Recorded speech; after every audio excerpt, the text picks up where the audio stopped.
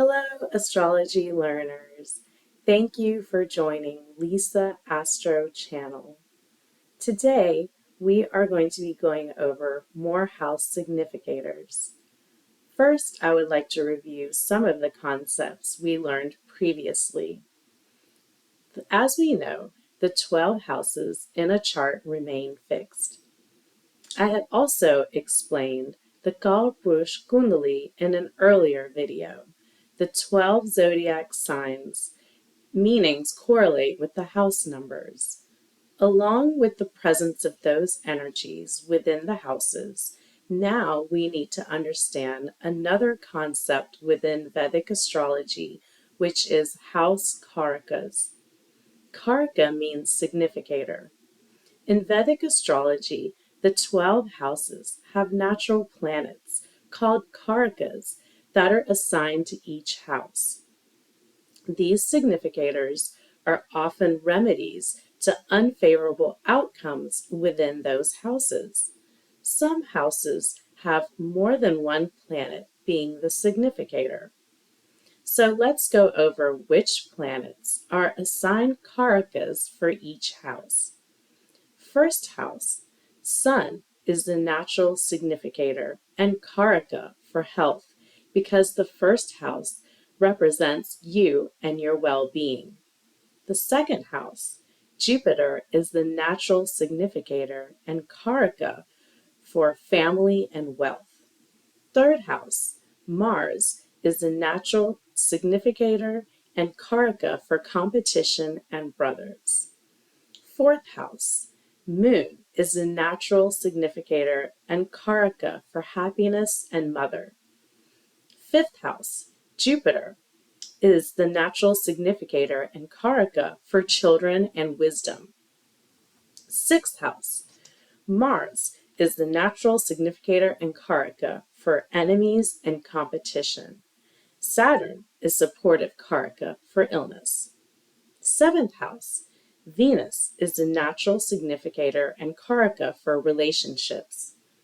Eighth house, Saturn, is the natural significator and Karaka for longevity and lifespan. Ninth house, there are two planets as natural significator and Karaka. Jupiter is the natural significator and Karaka for guru, or mentor, and wisdom. Sun is the natural significator for father. 10th house, there is some discrepancy for many astrologers of 3 planets or 4 planets. I'm going to acknowledge 4 planets as natural significator and Karakas for the 10th house. Sun, Jupiter, Mercury, and Saturn. Sun is supportive Karaka for status, power, and fame. Mercury is a supportive Karaka for work, achievement, honor, and business. Jupiter is supportive Karaka in this house for higher knowledge and luck. Saturn is a supportive Karaka for profession. 11th house, there are 2 planets as natural significator and Karaka, Jupiter and Mercury. Jupiter for gains and elder brothers. Mercury is significator of friends. And finally, the 12th house. Saturn is the natural significator and Karaka for expenditure, foreign travel, and losses. So if you can see, you can notice that Jupiter is a Karaka for many of the planets within the birth chart. It is easy to think that if you have a natural Karaka sitting in that particular house within your birth chart, that it must be a good thing. Even I thought this when I was learning Vedic astrology, but actually brings some inauspiciousness when the natural Karaka sits in the assigned house. It is termed Karaka Bhavanasha, which means if the planet Karaka is sitting in that house assigned, it destroys some of the results of that house. So this must be looked at carefully when evaluating the birth chart. Another important topic we need to discuss is house lords, also called Dispositor. Each house in the birth chart will have a house lord. We must look at the zodiac sign place in a house to determine the house lord or Dispositor. In an earlier video, we went over the planets which rule each zodiac sign, so let's review that. Mercury rules Gemini and Virgo, Venus rules Taurus and Libra, Mars rules Aries and Scorpio, Sun rules Leo, Moon rules Cancer, Jupiter rules Sagittarius and Pisces, and Saturn rules Capricorn and Aquarius. We are going to use these same relations of zodiac sign and ruling planet to determine the house lords or dispositor. Let's take a look at Albert Einstein's birth chart so I can provide you with a real-life example to make this easy for you to understand. When you look at Albert Einstein's birth chart, you can see the numbers in the birth chart are the assigned zodiac signs, as we've reviewed many times. Now we can determine the house lords for each house. Starting with the first house, Gemini ascendant. Gemini is ruled by Mercury, so for the first house, the house lord is Mercury. In the second house, the zodiac sign is Cancer, so the house lord is Moon. In the third house, the zodiac sign is Leo, so the house lord for the third house is Sun. In the fourth house, the zodiac sign is Virgo, so the house lord is Mercury. In the fifth house, the zodiac sign is Libra, so the house lord is Venus. In the sixth house, the zodiac sign is Scorpio, so the house lord is Mars. In the seventh house, the zodiac sign is Sagittarius, so the house lord is Jupiter. In the eighth house, the zodiac sign is Capricorn, so the house lord is Saturn. In the ninth house, the zodiac sign is Aquarius, so the house lord for the ninth house is Saturn. In the 10th house, the zodiac sign is Pisces, so the house lord would be Jupiter. In the 11th house, the zodiac sign is Aries, so the house lord would be Mars. And finally, in the 12th house, the zodiac sign is Taurus, so the house lord would be Venus. Practice this concept within your own birth chart, and you will get more practice.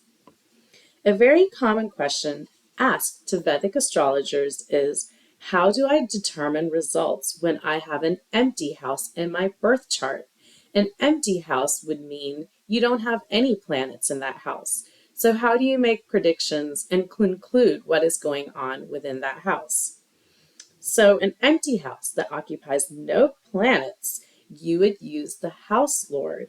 That would become very important in making predictions and what the energy will be for that particular house. So when we look at Albert Einstein's birth chart, we can see that his first house is empty. But we can see that Mercury rules his first house because his ascendant is Gemini, his personality.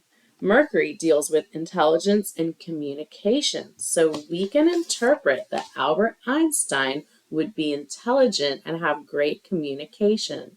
And we can see that Albert Einstein was a genius and was great at communicating all of his findings to the world. So just to give you an example of how you interpret the empty houses even more, let's take a look at Albert Einstein's 11th house, ruled by Aries. 11th house is your wishes, desires, and great gains.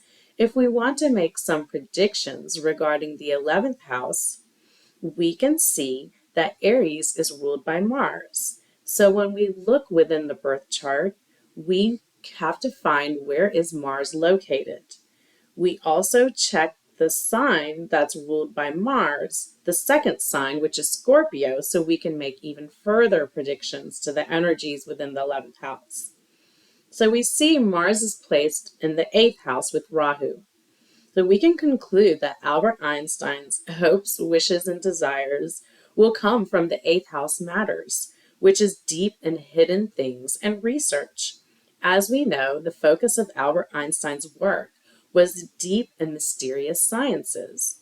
Scorpio is located in the 6th house within the birth chart, so we can see Moon is placed in the 6th house. Moon, representing the mind, shows us that a focus of Albert Einstein's mind would be deep subjects associated with his hopes, wishes, and desires. This all makes sense since Albert Einstein's focus of his life was spending time discovering these deep and mysterious findings he made, which revolutionized science and the world. Now you can see how powerful predictions are in explaining within one's life based on Vedic astrology, and how we use the house lords to make even further interpretations within each house of a birth chart, along with the energies and meanings of planets and zodiac signs. So you can see how all of this ties together. It will take some practice to get used to the concepts I have covered today. You will need to review this information many times so you can get practice out of it. Next week, I will be discussing the mythological stories behind each planet. It will be a very interesting discussion and one not widely seen on YouTube. That concludes our discussion for today. If you found value and knowledge in today's video, please like this video and help spread it farther on YouTube. You will be doing good karma by helping others, and then good karma will come back to you. Please share this video and my channel with anyone you know who is curious about Vedic astrology and who would like to learn more. Please subscribe to this channel if you haven't already, and hit the bell icon so you can be notified when I upload the next video. I appreciate all of your support in helping me in my success and growth.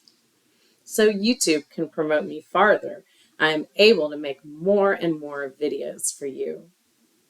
So I hope all of you have a great week, and I will see you soon. Bye-bye.